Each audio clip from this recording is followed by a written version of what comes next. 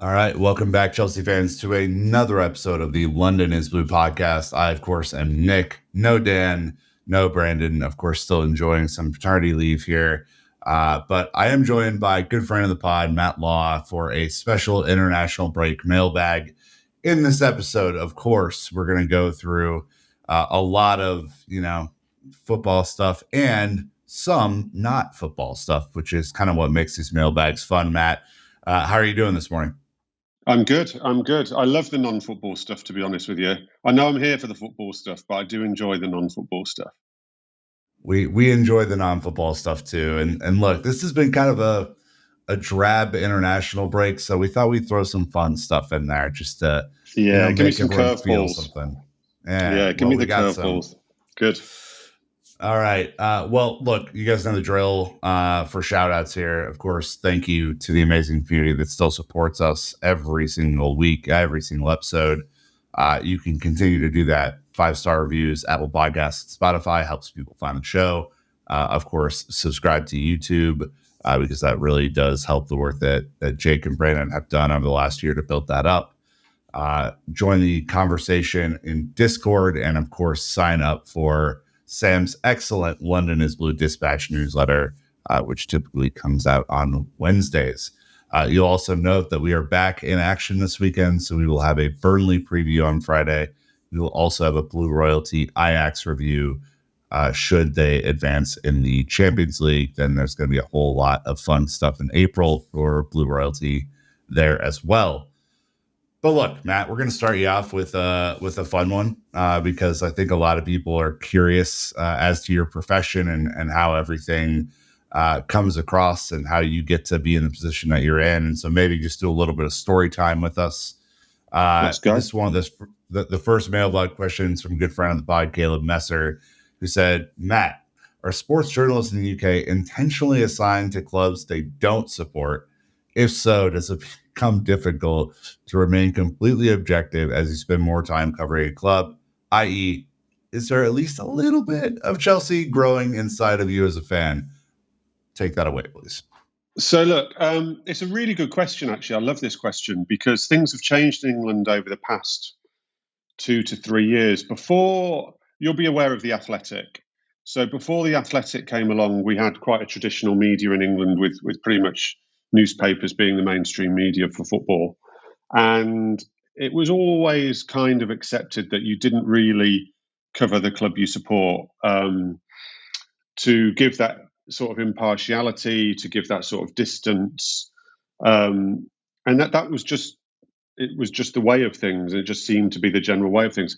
The Athletic have changed the landscape on that a little bit because the Athletic, a lot of their club reporters are fans of the football clubs they support. I don't think Simon and Liam make any secret of the fact that they're Chelsea fans, and the guys who cover Aston Villa are Aston Villa fans, and that does bring its benefit because they can feel things that non-fans can't. I'm not criticising it at all. So the landscape has changed, but in the more traditional media where I work, in the newspapers, you don't tend to cover the club you support. Now, I do have to do the occasional Villa game. I'll often cover Villa when they come to Chelsea, for instance, and I hate it. I absolutely hate it because if Villa win, which I'm not going to remind you too much. I know you won at Villa Park in the cup, but we have won the last two at Stamford Bridge. But I can't properly enjoy it. Of course, you wouldn't want to remind us of any of that, Matt. That's really fun. It's a really fun thing. So, well, given that once we lost about 8-2 at Stamford Bridge or something, I have to remind you of our small victories. But I find it really tough because if they win, I can't really enjoy it, and you can't get wrapped up in it at all. And if they lose, you have to be careful not to go too harsh on them because as a fan, you're inclined when your team loses, I think, or I'm more inclined to go harsh when my team loses than I am super positive when they win. When they win, I'm quite level-headed. When they lose, I'm more inclined to go very harsh. So I absolutely hate it. I wouldn't want to do it. And I like the release of being able to go and watch my club as a supporter and not have to worry about work. The other part of the question is a very good question. So I've now covered Chelsea for, I would say, nearly 15 years. Before that, I actually covered Arsenal quite closely in a previous incarnation at a different paper. And what I would say is it benefits reporters who report on one club a lot if that club does well. It does benefit them because your job becomes easier. You obviously watch better football, you watch better competitions, you watch better players. People want to talk to you more.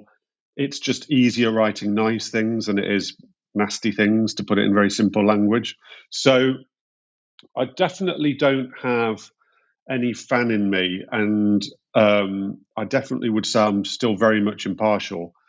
But I would admit that it is beneficial for my job when Chelsea do well. You know, when they reached very, very recently, when they reached the Champions League final under Tuchel, the amount of coverage I got out of that in my newspaper and things like, I was able to do 2 weeks of really nice features on players, on stories, and it's just nice work to do. It's really nice work to do.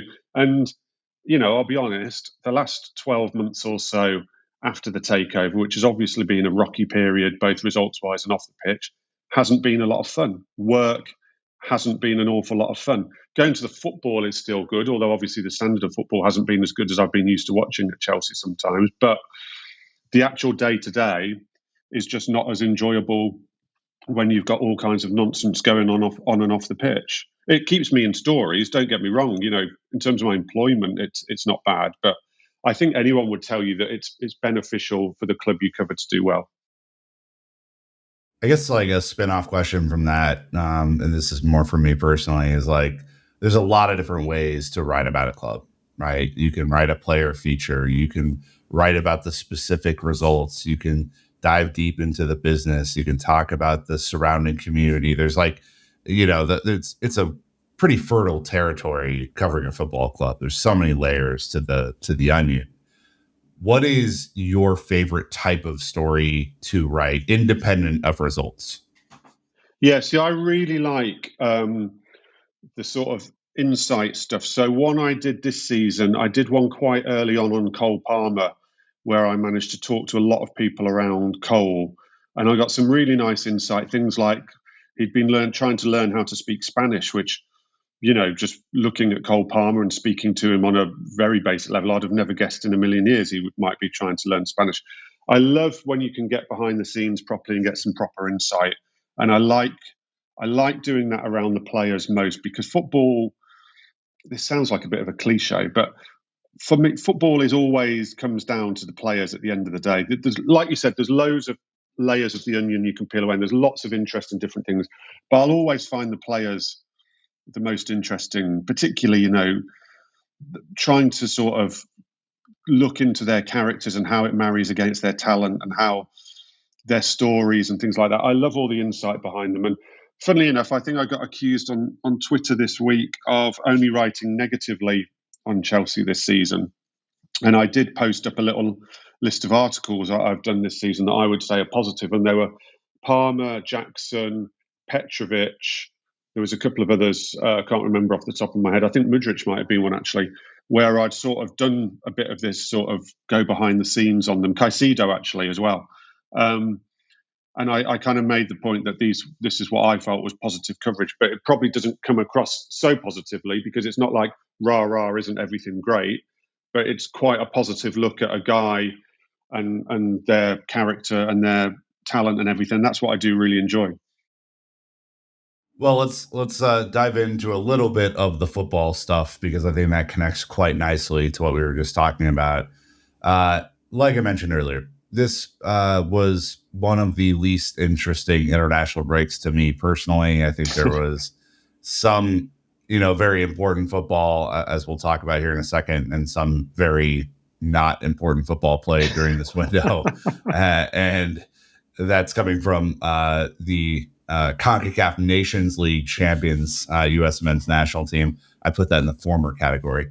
Mudryk yesterday obviously hits the goal to send a Ukraine side, which is obviously dealing with so much. I mean, this team is, for the last, 2+ years, dealing with the fact that they are now a war-torn country. They are the front lines of, a lot of geopolitical struggle in Europe. And, despite all of this stuff, despite his struggles this season, he goes out and hits the goal to send them to the Euros over Iceland in a moment that, I think just based on the look on his face had to be such a relief. I mean, such a palpable release of energy.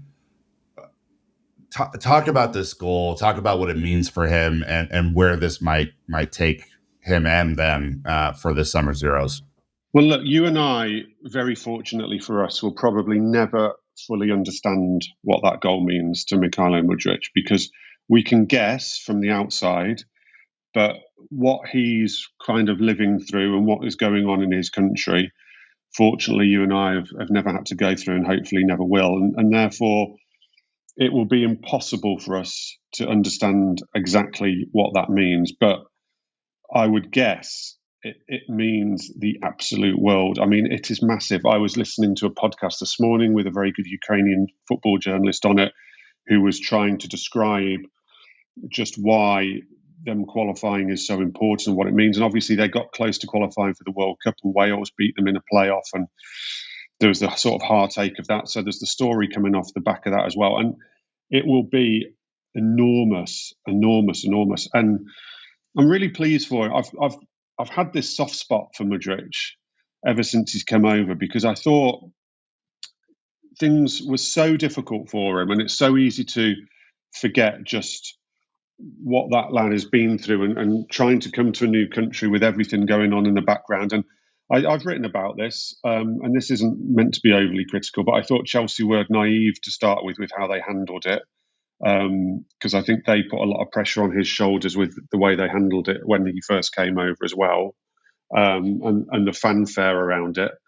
And I just really want to see it. I really want to see this story end well. I really do want to see this story end well. And I've just got a feeling that as long as there can be enough in the meantime to just keep things ticking over, so it never gets sort of too bad, that it will end well. I mean, I referenced it just now that I wrote a piece about him not too long ago. It was after the game he played at number 10 and scored. I can't remember the match. He scored a really nice goal after playing in the number 10 role. Newcastle? Yeah, it might have been Newcastle. But anyway, he obviously scored another goal off the bench the other night as well. I don't know whether I'm confusing the two things now as I speak. But anyway, I wrote a piece. I remember, because I cover them as well, I remember how bad Gareth Bale had it at Tottenham to start with. Tottenham didn't win for something like 20 odd games when Gareth Bale played at the start of his career. It was ridiculous. Sir Alex Ferguson actually told Harry Redknapp, this is documented, to not play Gareth Bale because he was a bad luck charm. And we see what happened with Gareth Bale. Now, big claim to try and say the same thing can happen with Mykhailo Mudryk, but it was a massive lesson in patience and a massive lesson in how things can turn around. And I really hope and hang on to the fact that that can happen for Mudryk. I've really liked him recently when he has played in the number 10 position. He's clearly got still off the ball, I think, an awful lot to work on, and Pochettino keeps referencing that. But I do like him a bit more in that number 10 role from what I've seen. I like the fact that he's been able to come off the bench in the recent weeks, months, and make an impact off the bench, and not come off the bench and not do anything, because of the way Chelsea's squad is made up. I think he's going to need that. I don't see him starting regularly still for a little while. And his confidence will have taken a massive hit over the last 12 months. He came over as this guy who people were talking about being a future Ballon d'Or winner. He'd been linked with Arsenal for a million years. They were expecting huge things from him. As I say, Chelsea slightly naively gave him the big fanfare rather than the settling in period.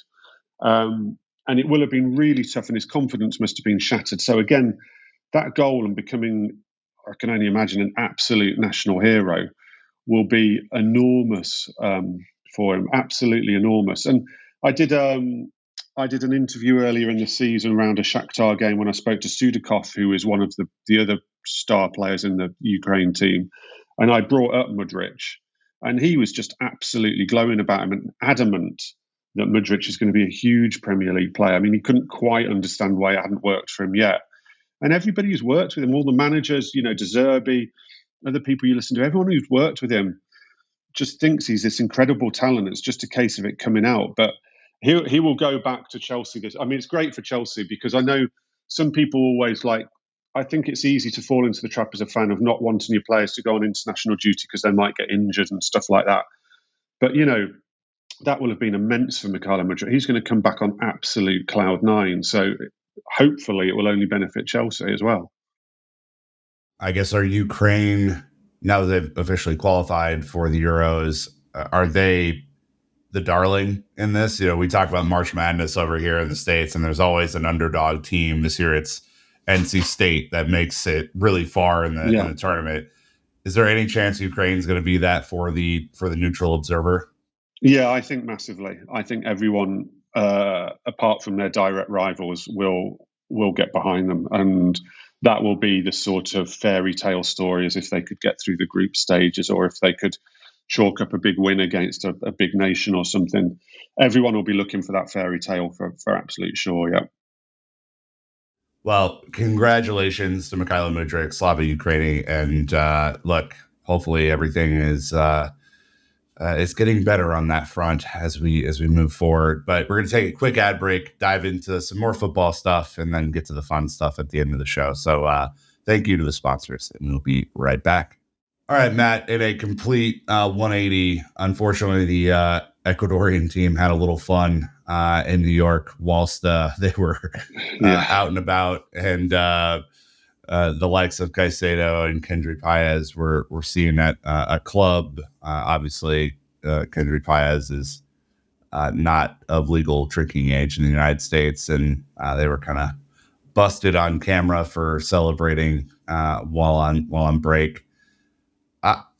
Personally, and this is not how everyone should feel. I'm not telling you to feel any way about it. Personally, I could not care less about this. It does not mean anything to me, and I don't think it will affect him or his standing or his future at Chelsea. But we've seen silliness like this before, especially this season with Nani, and potentially, that stunting a little bit of progress that he was having at the beginning of the season.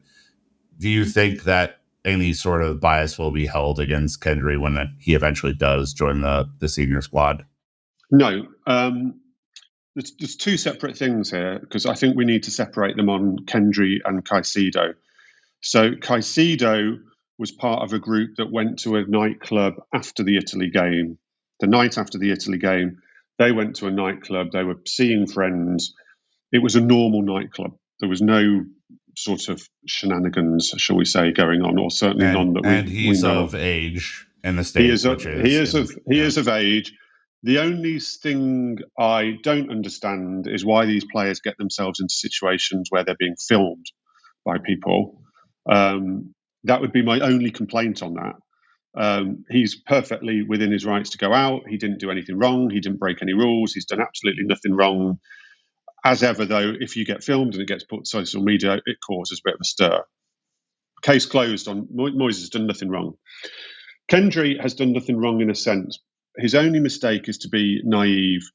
And where I would worry on the Kendry one is, what the hell is a 32-year-old Ecuadorian international footballer doing taking a 16-year-old to a strip club? Because one of the players he was with was 32 years old. It's twice his age. I mean, one, it's weird. It's just weird to do that as a 32-year-old. And two, it's completely irresponsible. Now, the only worry I would have from a Chelsea point of view is that if you've got a 16-year-old wonder kid who has been fast-tracked into the national team because he is an incredible talent, they have a duty of care to him. And the federation will say it's not their fault, but that duty of care to that teenager has failed. It's completely failed. You can have an opinion on whether Kendry should have gone along with them, but 16-year-olds are quite naive. If you're in that national football team and there's some of the senior players saying, come with us, it takes quite a strong character to say, actually, no, I'm just going to sit in my room. and they do follow the crowd. That's what young people do, is what I did as a young kid. I've followed the crowd before. I'm sure you've followed the crowd before, and you learn from that. But they've completely let the boy down, those players, and as an extension, the federation, in a way that, he's a 16-year-old lad. They should know where he is at night. And as I say, for a 32-year-old to take him to strip club is unbelievably poor. I spoke to someone quite close to the player yesterday. It was pointed out, and I think it is quite important to point out, if you watch the video, which I'm sure many people have done, he does look uncomfortable in it, and I actually find that uncomfortable. Yeah. He isn't throwing money around. There are people in that video, which is pretty horrible to watch, throwing money around at the strippers. Doesn't look good at all. He's not doing that.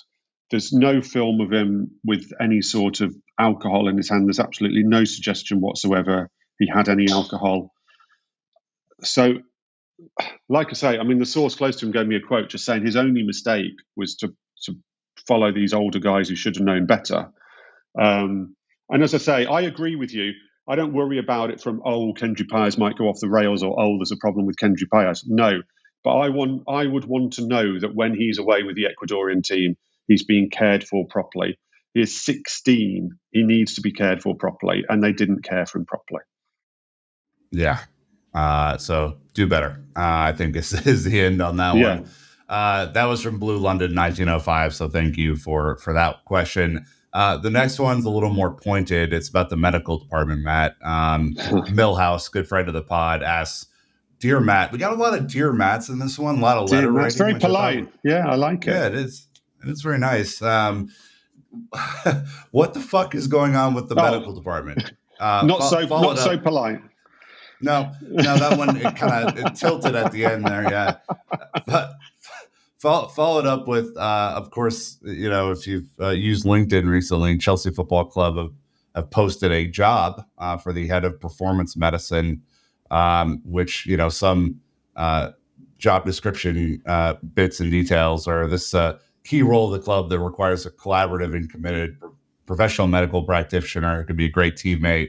Injuries, blah, blah, blah, blah, blah. Medicals, blah, blah, blah, blah, blah. I think innovation is a part of this title as well. Any idea what the hell is going on here? So I reported some time ago, I think we spoke about the fact that Dimmy is leaving, or has now left, and that has created a gap because Dimmy pretty much stepped up after Paco Bosca left when the takeover happened. Dimmy was a really popular guy, but obviously there's been a lot of sort of problems and changes in the medical team as a whole. The only thing I would criticise over this is we've just had 18 months to 2 years since new owners have been in, of constant change in that medical department. And they don't seem to have settled or stuck on anything. Now, it's not their fault. I don't think that Dimmy's going. I get no impression that they're forcing him out or anything's happened. I think there's maybe a bit of a sort of personal situation whereby he needs to change sort of what he's doing in his life a little bit. So I don't hold them responsible for that. But why haven't they got the medical department in a better position by now? Constant change, constant get people in, change it again, change it again, change it again. What I do know is there is somebody, and the reason I've not written about this is I can't really publicize it. So this is frustrating for you on here. There is somebody who comes very highly respected. People probably would know their name. They haven't worked for Chelsea before, so no point starting a guessing game on old Chelsea doctors. And there is somebody, I'm told, who is working with the club and for the club, trying to help them remodel the medical department, and who is taking charge of hires and also the structure that they need. And this person, I know their work quite well, and I would say it's a good person to have involved, but it's clearly going to take a bit of time. I think this person would be very heavily involved in this next appointment. The LinkedIn stuff is good fun for the media and people like you and I to look at. It's quite normal, actually, for this kind of stuff at football clubs to actually end up on places like LinkedIn these days. They have to there is a protocol a lot of them now follow about advertising for jobs rather than just sort of doing it without any adverts. It doesn't tend to mean a lot. I'd be surprised if they're, it's easy to look at that and think, oh, they haven't got a clue because they're just literally putting an advert out and they're going to interview Tom, Dick, and Harry off the street. In reality, it won't work like that. They'll still be approaching people. They'll know what they want. They'll know names of who they want. That's just more sort of legal employment protocol. And if something comes of it, something comes of it. But the LinkedIn stuff is more protocol. I'm sorry I can't be more sort of giving on names and things, but I would massively betray a confidence if I was to do that. But as I say, this person's been working with them for a little bit now, and I think it's highly encouraging from what I hear. But this, whatever happens next in terms of the hires, it has to bloody work, doesn't it? Because it's been too long, too much change, failing too often. They've got to sort it out, and this next lot of hires has to work. It comes down to that.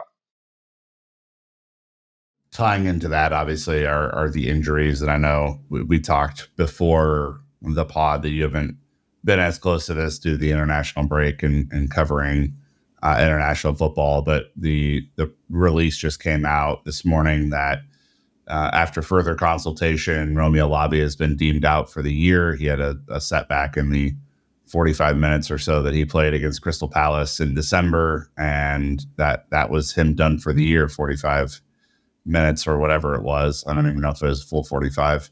But he obviously had a huge setback and has been injured for 99.9% of the year. That is just one example of how bad it has been, but probably the most extreme example, frankly, of how bad it's been. I mean, I don't know what your analysis of this is, or if you have any other injury updates that you would want to share about those coming back. But it's been incredibly frustrating. There's no doubt. Yeah, I mean, someone said to me, funnily enough, at the end of last season, someone tried to sum it up to me, and they said it's been like a vicious circle. And I think maybe this has been happening this season because they said to me that because of the injuries and because of the injury problems they've had, there's obviously also a fitness issue within the squad because so many players are coming back from injuries and you're not fully fit. And they said that the problem, the vicious circle they've been stuck in, is getting people fit and then trying to run them to get them match fit. And then they break down again or people have setbacks again. And they've got stuck in this circle. And this has happened with so many players that you see who come back, are back for a few weeks or come back for 45 minutes or something in Lavia's case. And then they're out for ages again because clearly they're trying to bring them back and then also get the fitness of the squad up and get them going in training. And they're breaking down again. Now, you can be critical over that. I'm always scared to be too critical over medical stuff because I just don't know enough about it and know what good protocol is and bad protocol is.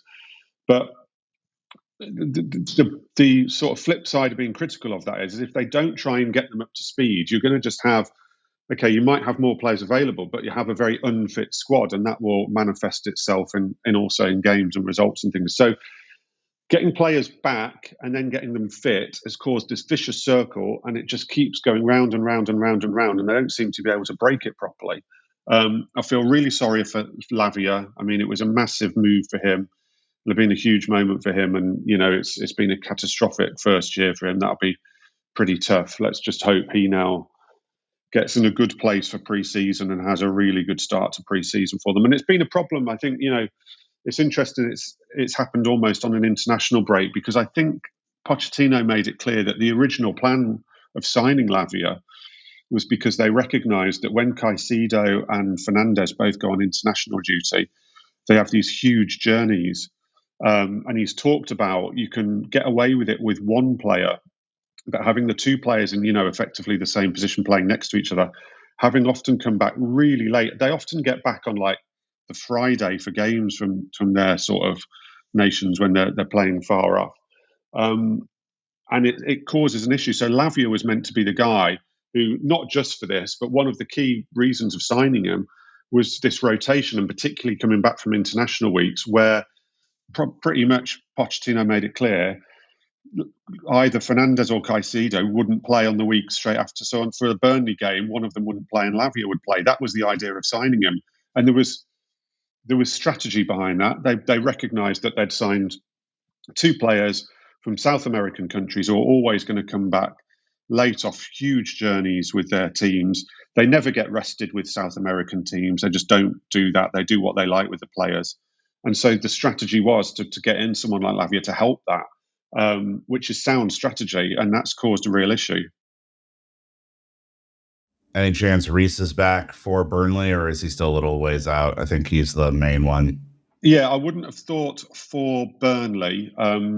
As you rightly pointed out, I've had my head down in international stuff, but just going off the timeline I was given some weeks ago, it'll be interesting to see what Pochettino and the club say about how far he is off now, because off his original timeline, we should hopefully start to see him in some team training soon and not too far away. But I can't imagine Burnley, but I suppose never say never, but I can't imagine Burnley. And the nice thing with Reese this time, because we've been in a position in the past where Reese has been chucked back in because he's so important, is Malo Gusto's playing so well and doing so well that there can be a softly approach with Reese this time. They'll want him back playing, don't get me wrong, but they can try and be softly with it, hopefully, because they've got Gusto there, which hopefully will be really helpful. Yeah, we did have a question. What happens to Gusto when Reese is back? And it's a good question. I think the consensus in the group was you have to figure out a way to get them both on the field. I don't know if that will happen or not, but yeah, I think that is one of the good problems to try and sort out. Is you have too many healthy, talented players, and you have to figure out a way to configure them. So that is good. Just a shout out to Matt Fitz, Sith Lord Ryan, and Andrew Townrow for the questions on injuries. We don't have a whole lot more for you there. Sorry. PSR implications.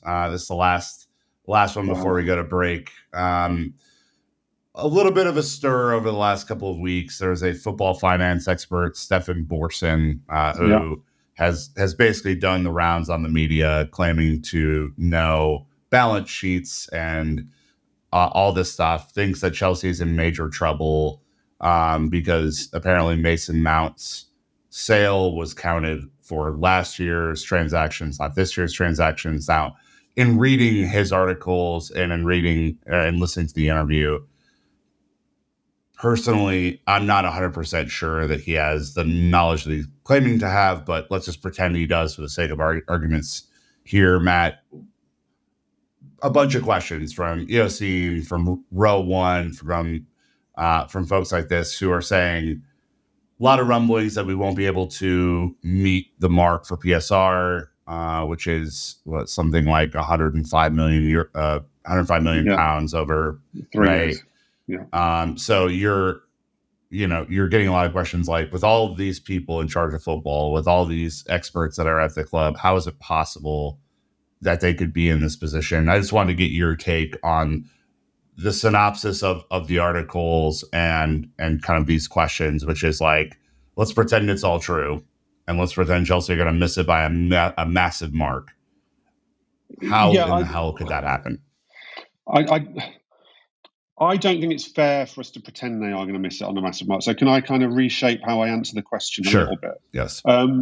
So the word among Chelsea's rivals and in the game away from Chelsea, and I've written about this and I know it's true, and Chelsea don't dispute that this is the word away from Chelsea. They know people are saying this, is that Chelsea need to raise roughly, give or take a bit, £100 million by June the 30th. Otherwise, they are going to run into trouble.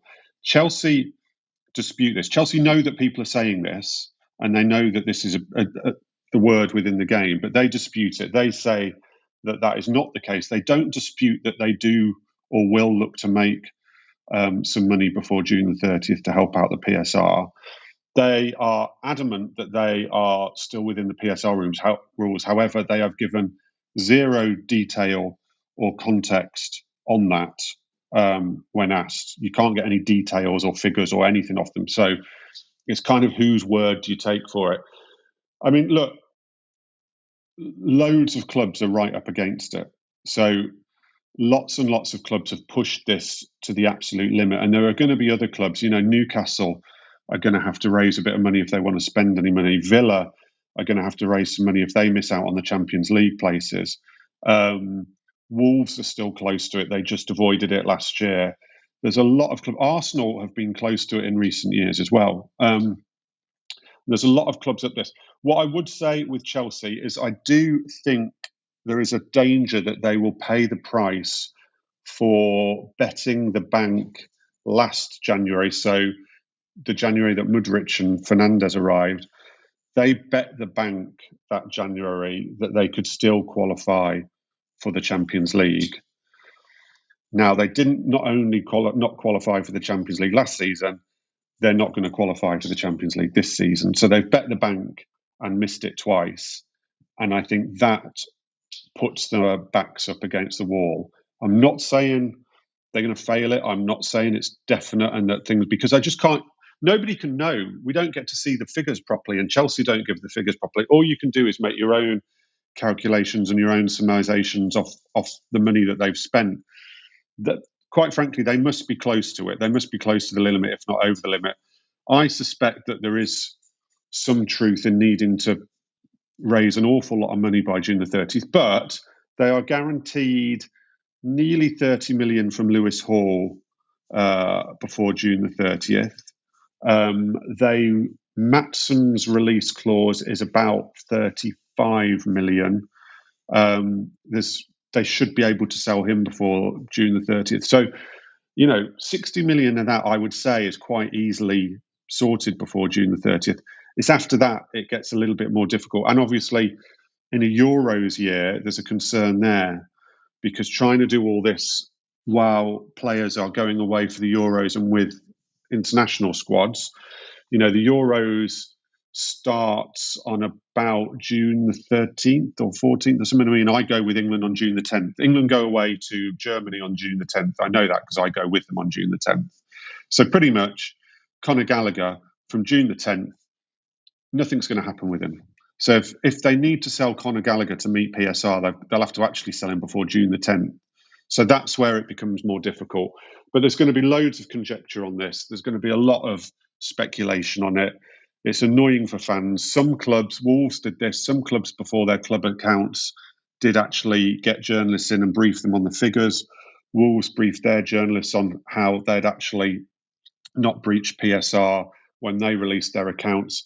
I know that we've had a set of accounts for Blueco, and that had Chelsea's losses in, but we haven't actually had the Chelsea Holdings accounts yet. I would love it if around those Chelsea Holdings accounts, the club would just give us any little bit of detail or anything information-wise on where they are with PSR, rather than just saying, everything's okay, guys, because it's hard to believe that everything's fully okay. But, that's what they say.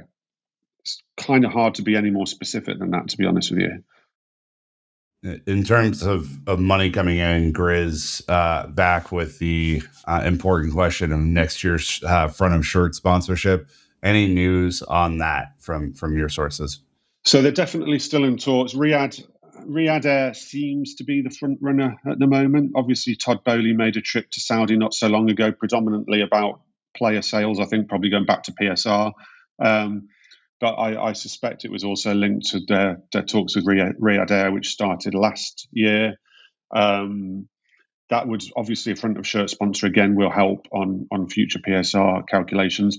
I think there's been talk about Bank of America, one other, but yeah, they need to, at the moment, as we currently stand today, they do not have a front of shirt or a first team shirt sleeve sponsor for next season. But that could be seen as a good thing, because it does give them the opportunity to hopefully negotiate some pretty good big deals that's going to help them in the future. However, again, as I talked about with the PSR and them betting the bank in the transfer market on qualifying for the Champions League, they're in a negotiation process where the club are not in the Champions League, and it might also be difficult to convince sponsors that you're going to get immediately back in the Champions League. So we'll see how they do on that. All right, we're going to take our last ad break before getting to some more interesting, fun topics. Thank you to the sponsors, and we'll be right back. All right, Matt, a couple of quick player questions. We'll kind of rapid fire these. Topher McGraw 26 with what is Matt's strongest 11 if everyone is healthy? Oh wow! The Reese James Malo Gusta question is a big one in this, isn't it? So I'm definitely going Petrovic. I would go. Oh, the defence is tricky. The defence is really tricky. I would have Colwill left-sided centre back. I would probably have. I haven't really seen enough of Fofana. I mean, I'm going to go Fofana because I'm not a huge Axel Disasi fan. I'll be honest with you. I've not been convinced by him and his distribution and things. So I'm going to go Fofana, Colwill, but I mean that's taking quite a big gamble on Fofana. Reese James right back, Ben Chilwell left back. Am I allowed to play Gusto? Have we ever seen Gusto at left back? If I'm allowed to play Gusto at left back, I might play Gusto at left back. I don't know whether I've ever seen him there. Let's go Gusto left back then. He's switched in games to play on that side, but he hasn't. I don't think he's started a game over there yet. Yeah. And then obviously Caicedo, Fernandez, Cole Palmer on the right. I am going to go still Connor at number 10. I'm going to go Mudryk over Sterling. Even though I probably prefer Mudryk in the number 10, but then I'm kind of, I can't really chuck Connor out the number 10. So I'm going to have Mudryk over Sterling. And Jackson, I think I was watching the last game before the international break, just thinking Jackson's so important to this team now, and he's developing at such a good rate. I think he really deserves some praise. I think he's doing really well. And you remember, and I freely admit this, I was so skeptical about that signing. I was pretty critical about it, and he's on his way to proving me wrong. He's doing really well. Yeah, I think I'm about there with you. Who would you? Are there any? Have I missed anyone? Would you change any that I've done there? I think Fofana is. I haven't seen enough football out of him to know if he's our strongest right-sided center back. I think I might throw Trev in there. Yeah. And then, yeah, I do think the rest of the team kind of picks itself right now. I think your question is left back and left winger. Yeah. And, from there it's basically everyone else that you mentioned. So yeah, if I could also put Gusto at left back right now, I think I would. Yeah. Good shout. Another player that you have been skeptical about in the past that is being called out here, Matt, is from Yosin. Datro Fofana, 8 appearances, 4 goals, 1 assist. It doesn't seem like quite an all-time bad signing has been made here, especially given that 3 of those games were against Man City, Arsenal, and Liverpool. Care to revise your earlier statement? You're getting a redux here, Matt. There you go. It's really nice. I know it's good. No, I'm not going to revise it yet. He's doing well. That loan is. Come on, no love. Come on. Well, I've seen his goals on Match of the Day is about as much as I've seen of him as well. So I'm literally going off 5-second clips of that. He's doing really well. I will still argue to the cows come home that he'll never be a Chelsea player.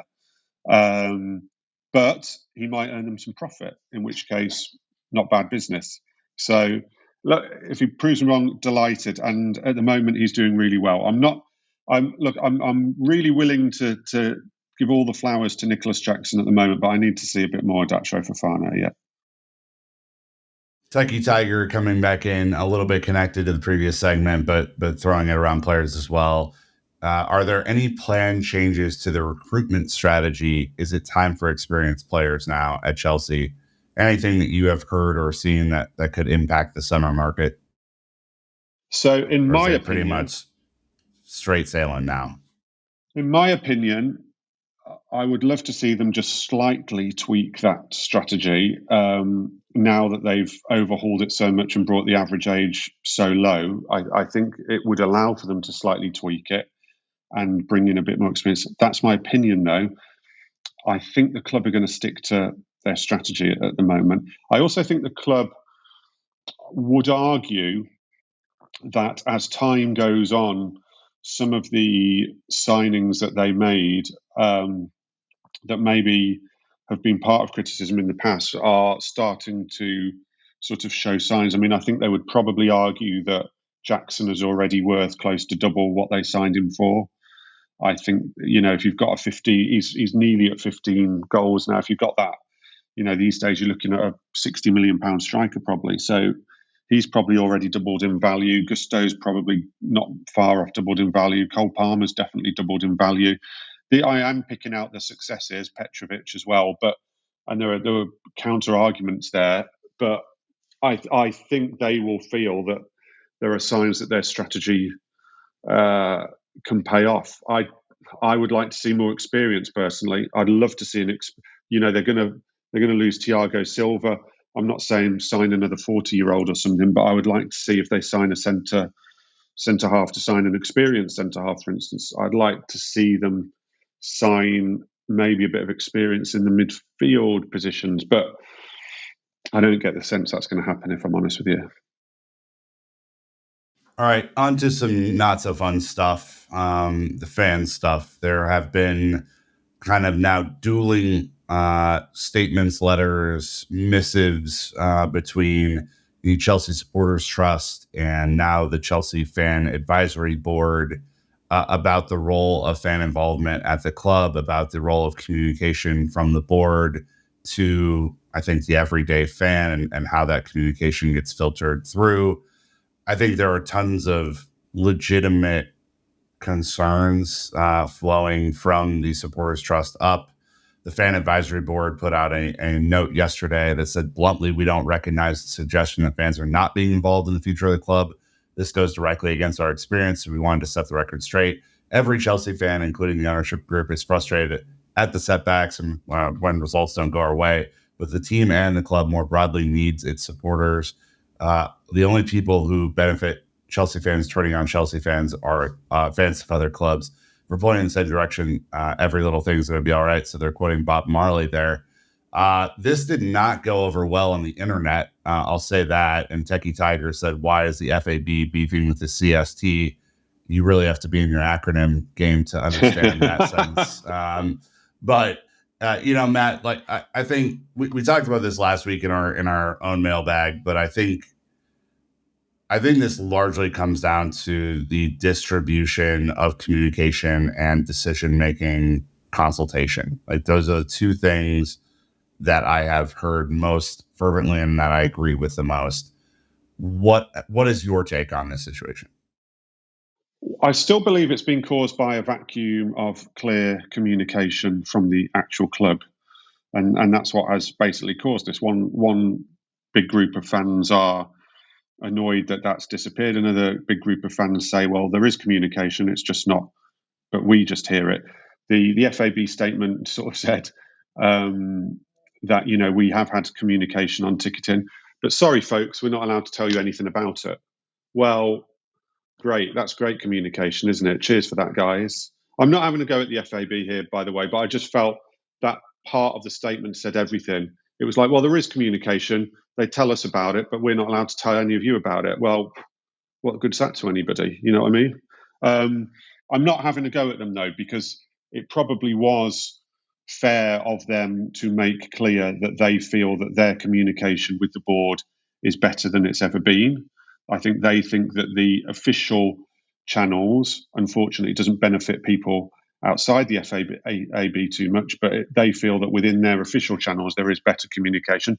Fair for them to say that, I think. It feels like there's a bit of a cult. We hear in England a lot, you probably hear it in America a lot as well around politics. We're constantly in a culture war at the moment between the left and the right, between the supposed woke and the supposed non-woke or whatever. Constant culture wars. It feels like there's a bit of a culture war within Chelsea fans at the moment that really doesn't have anything to do with football and has more to do with how people value communication is made and how sort of clubs are run. And there are some who are happy for clubs to basically run themselves and be pretty sort of quiet about how they do things, and we'll sort of trust the club on that. And there's others who want to know what's going on, particularly when things haven't been great, want to know what's going on, want to hear from people. And that seems to be where the clash lies here. What I should say actually is on our last show, I said that I had asked Chris Jurasek for an interview and he'd never replied, which I criticised him for. That was true. I asked him for another interview last week on the back of everything, and he did reply this time. He politely declined and said that he's fully focused on making Chelsea one of the best clubs in the world for its supporters. He did write the word supporters, not customers. And fair play to Chris Jurasek for that. He did reply. Maybe I'll get that interview one day. I point that out just because I want people to be aware that I am actually trying to get comment out of the club. I don't just sit here having opinions on the communication of the club without asking them or giving them the opportunity to communicate. I think that's the important point of that. Yeah, I mean, I'm always for supporter groups having a voice. I mean, the CST, some people didn't like the CST statement, but then you see later in the week that the CST have organised refunds with Sheffield United over fans who are going to lose a lot of money, something I've never really seen happen before. They seem to have done it all on their own with Sheffield United, got refunds. That shows how important they are. They've got money back for supporters who are going to lose money. They are vitally important. Supporters Trust do great work. They are entitled to an opinion. People don't have to like their opinion, but people who say, oh, they don't represent us and they don't represent, well, they've just represented a load of Chelsea fans who are going to lose a load of money. So fair play to them. The FAB, I'm sure, are doing an awful lot of good work around trying to make sure that ticket prices are going to remain fair and even, or if they aren't successful with that, are trying to have a voice with that. I know of some of the people involved with it. They're good people. They've got the best interests at heart. I've got no problem with them having their say. It's a shame. It looks like a bit of a clash and a culture war, but there we are. There we have it. Like I said, the only bit I had against the FAB statement was just the bit about they're telling us loads, guys, but we just can't tell you. That's the old if a tree falls in a forest and no one's around to hear it, doesn't make a sound. Like that's exactly, yeah. I think it's a fair bit of criticism. I don't know what it would take for them to admit more communication out into the public. Maybe that'll happen. Maybe they'll hear this feedback that's happened this week and change their tune. But yeah, it seems very odd. We had a couple of questions from James and Josh Rabideau and James, about the stadium situation. Obviously, lots going around with Old Trafford right now, for example, with the new partial ownership of Sir Jim Ratcliffe and trying to upgrade that stadium, which is in desperate need of some upgrades. Obviously, we're in a similar position. Anything new on the stadium front? It's gone so quiet. It's gone so quiet. I mean, obviously there was that raft of new hires as well, and it feels like it went back to stage one at that point. It's impossible to get answers out of everybody on it. It'll be interesting with the United one because the United situation at the moment reminds me of when this new first ownership came in. There was an awful lot of talk and openness about what they were going to look at and look to do around the stadium, and you felt that they were really going to move on it. And then as time went on and things got more tricky and difficult, that just got sort of quieter and quieter and pushed to the background seemingly. And I wonder whether that will happen with United as well. We're still in those early days of being able to make grand pronouncements and say everything, all our good intentions. But on Chelsea, it's gone really quiet. I don't know this for sure, but the quietness would indicate to me that there's a difference of opinion. Otherwise, I think they'd have pushed on with something by now. They can't have recommended anything to go ahead with, which would suggest to me that there's a slight difference opinion within the club of which direction to travel. Whether that's as clear as some people want to stay at Stamford Bridge and completely rebuild Stamford Bridge and other people want to move, or whether it is more around where they would play when Stamford Bridge is being rebuilt, because that is a massive issue. And I think potentially there's a lot of sort of decision making and conflict within the club over what they would actually do while Stamford Bridge is being rebuilt, as much as there would be over do we move to another site. But I can't say for sure because no one will talk about it. But it would indicate to me that not everybody agrees on anything because nothing's been recommended yet. All right, Matt, we're going to roll with the non-Chelsea stuff, the fun Yes. stuff at the end, a little bit of palate cleanser here. First one from McGleasy. Does Matt have any interest in NCAA March Madness or college basketball tournament over here? If so, any teams that you're rooting for? Over to you, Matt. Zero. Zero interest. Not. Okay. All right. Sorry, McGleasy. As far as I'm concerned, just for my take, my beloved Nebraska ball fell in the first round last week, which was very disappointing. I was in Memphis for it. It was a great day out. NC State, rooting for you guys. I think that's a really fun story. So that is my take on March Madness on that front. Let's see. Alex in Houston, who had a ridiculous question that we're going to find a different way to ask, but he asked a more tame question here, which is top 5 fast food picks, brand and item. So you get one. Come on, you got to do a little thinking here. Come on. Well, brand becomes impossible because what brand do I say for curry? True. I give my local curry house out or something like that? Why not? Why not? Well, I'm not going to do that because I don't really want people to know exactly where I live, and that would slightly out me. But number 1 is curry all day long. Number 2, I do like a Papa John's pizza. Okay. Are you a garlic butter? Garlic butter all the way. Yeah, okay. Garlic butter all the way. Absolutely. And then it probably boils down to, because those are the only 2 really that I actually get into my house to eat at home. The rest of the takeaway options become when I'm pissed takeaway options or when I'm hungover takeaway options. So I would tend to categorize it like this, in that on the actual night out while I'm still drunk, I may well stop off at a KFC. And on the day after I've been drunk and I'm feeling absolutely terrible, I may well order in a McDonald's or stop off at a McDonald's. That's actually only 4, but I think that's how it boils down. I wouldn't put fish and chips in there just because I'm so picky on my fish and chips, but I do like a good fish and chips. But it all depends on where. I wouldn't get any old fish and chips. All right. Well, there you have it. Some familiar brands for us in the States there for sure. Here's a good English language question here, Matt. Why are cookies called biscuits in the UK? Explain yourself. But we have cookies as well. So wait, you have cookies as well? Well, we have several types of different biscuits, and one of the varieties of biscuits we have is a cookie, but not all biscuits are called cookies. Does that make sense? It does, and it also doesn't. What would be a cookie? Would a chocolate chip cookie? Yeah, that's exactly what I was going to say. So like a chocolate chip cookie, a white chocolate chip cookie, something like that.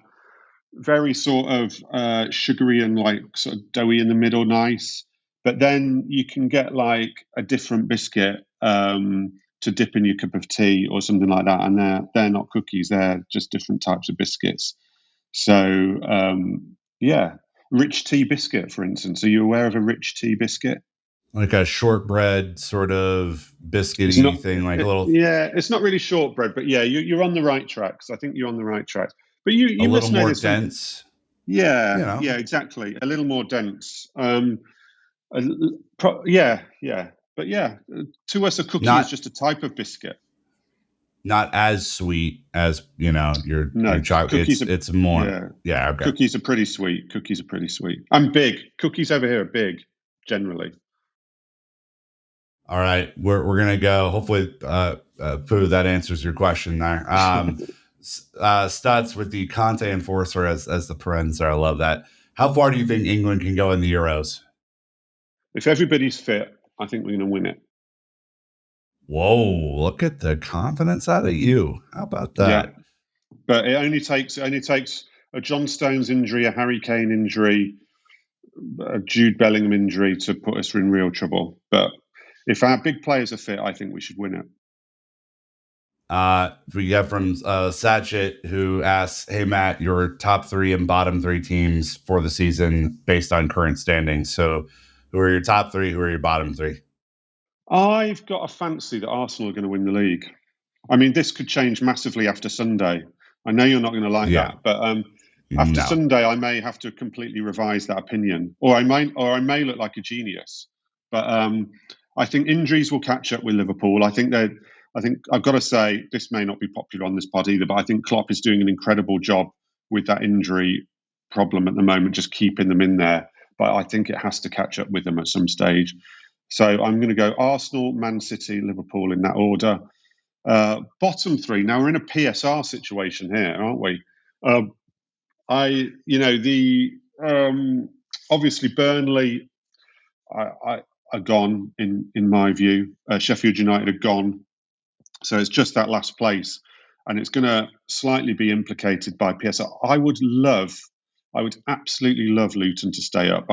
I think Rob Edwards is doing such a good job. From a press perspective, they are nice people to deal with. It's a great place to go.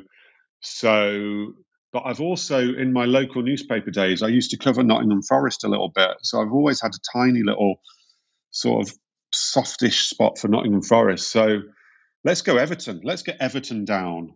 We're going to go Sheffield United, Burnley, Everton. I don't think they've won a game for about 11 games. Yeah, basically after they beat us, they've been on a slide, which is fascinating. It always seems to happen. All right, last one is from one Nick Verlades. That's an interesting person. You don't want to disclose your local, which is fine, but in your opinion, the best pub in London is? Drum roll. I'm going to do that on my computer. My drum roll, yeah. There you go. You're right. So my favourite pub in London is my local, but I'm not going to disclose it. But in a more central location of London, an area of London called Kentish Town. Have you been there? Very cool, I don't quite think urban-y. So it's quite a cool urban area of North London. I'd recommend going there. There's a lot of concerts and gigs play there. And there's a pub near the Kentish Town Forum, which has an awful lot of bands play, called the Southampton Arms. Now, this brings me on to a second point of this. Do you know what a pork pie is? I don't think I've ever had a pork pie, no. So pork pie is basically sausage meat with a layer of gelatine over it and then wrapped and encased in pastry. That sounds disgusting, but they are delicious. And this pub specialises in basically ale and pork pies. And it's got a fantastic jukebox, great pork pies, great beer. Would highly recommend it. The name of the pub again is? Oh, did I not say the name of it? The Southampton Arms. I think you did. Yeah, the Southampton Arms in Kentish Town. All right, that may be a stop on the next time we're over. So hopefully, hopefully that does happen. If we meet up for a beer, let's make it happen at the Southampton Arms. Love that. All right, well, Matt, thank you for doing an international break mailbag. This is a lot of fun. Thank you for the insights, and of course, Chelsea fans, we are almost back to action for the rest of the season. No more international breaks, thank God. So until next time, Chelsea fans, you know what to do. Keep the blue flag flying high.